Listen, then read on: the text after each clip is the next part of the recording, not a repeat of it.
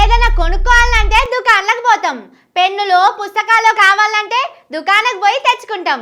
నేను కూడా అట్లనే తెచ్చుకుంటా. మొన్న పోయి పెన్ను తెచ్చుకున్నా, నిన్న పోయి పుస్తకం తెచ్చుకున్నా. మళ్ళీ ఇవాళ కూడా దుకాణానికి పోతా పెన్ను కొనుక్కోవాలని ఇంట్లోకి చెప్పినాం అనుకోండి, అమ్మ ఏం చేస్తుంది, షంప మీదకెళ్ళి ఒక్కటేస్తుంది. అన్ని మాటలు తిరుగుతావు, పోయినప్పుడే అన్ని పనులు చేసుకొని రావా అని. పాపం ఈయనను ఎవరు అడుగుతలేనట్టున్నారు. అట్లా ఆయన ఎవరో కాదులా, మన ముఖ్యమంత్రి రేవంత్ సారు. ముఖ్యమంత్రి అయిన కాంచెల్లి మన కాడ ఉండు తక్కువైతున్నది. ఢిల్లీలో ఉండు, ఢిల్లీకి వయస్తందుకే విమానాల తిరుగుడే ఎక్కువైతున్నది. మొన్న 4 రోజులు ఉండొచ్చిండు కదా, ఆగం మీద ఊరుకొచ్చి ప్రైవేట్ దవాఖాన ఓపెనింగ్ కు పోయిండు.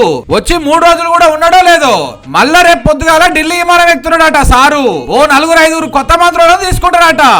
ఆ ముచ్చట మీద పార్టీ పెద్దోళ్ళ పర్మిషన్ తీసుకోవాలి కదా, వాళ్ళు దస్కత్ పెడితేనే ఇక్కడ పని అవుతుందాయే. అందుకే కాగితం పట్టుకొని పోతున్నాడట. కానీ ఏం తిరుగుతున్నాడు సారు, యాష్టకొస్తలేనట్టుంది పాపం. అయినా పైసలే లేవు, ఖాళీ కుండలు ఉన్నాయంటివి కదా సారు. మరి ఇన్ని మాటలు ఢిల్లీకి పోతందుకు పైసలు ఏడికెళ్ళి వస్తున్నాయి? ఏడన్నా లంకె పిందెలు దొరికినాయా ఏందని పబ్లిక్ అడుగుతున్నారు. జరసేపు బస్సులో కూర్చుంటేనే మనకు పక్క బొక్కలు కాంచెల్లి నొప్పులు వస్తాయి. పాపం సారు గంటలు విమానంలో కూర్చుంటున్నాడు, ఈడికొస్తే కార్లో కూర్చుంటున్నాడు. అస్సలు జర్రసేపు కూడా నిద్రపోతలేనట్టున్నాడు. ఇట్లా తిరుగుడు మీకు బాధ అవుతున్నదో లేదో గాని మాకైతే మస్తు బాధ అవుతున్నది సారు. ఇట్లా ఎక్కువసేపు కూర్చుంటే నడుము నొప్పులు, మెడ నొప్పులు, కాళ్ళ నొప్పులు వస్తాయట. అందుకే మీరు ఇట్లా ఊకుక తిరుగుడు బంద్ పెట్టుర్రి సారు. ఢిల్లీలో ఉండుర్రి.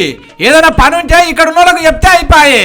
ఇక సంతకాలు గింతకాలు ఏమైనా కావాలంటే ఫైల్ పట్టుకొని ఆఫీసర్లు వస్తారు, లేకపోతే కొరియర్లో వేసి పంపుతారు.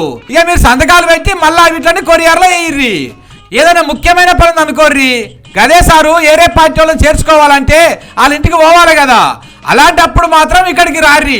ఊకే తిరిగితే పైసలు ఖరాబు, పానం ఖరాబు. రేపు పోయేటప్పుడు బట్టలు చదువుకొని పోయి అక్కడనే ఉండుర్రి సారు. ఈ నడుమ విమానాల తిరుగుడు కూడా ఏం మంచిగా ఉంటలేదట, అవి కూడా అటు ఇటు చేస్తున్నాయట. అందుకే పని ఉన్నప్పుడే ఇక్కడికి వచ్చి పోండి రేవంత్ సార్ అభిమానులు డిమాండ్ చేస్తున్నారు.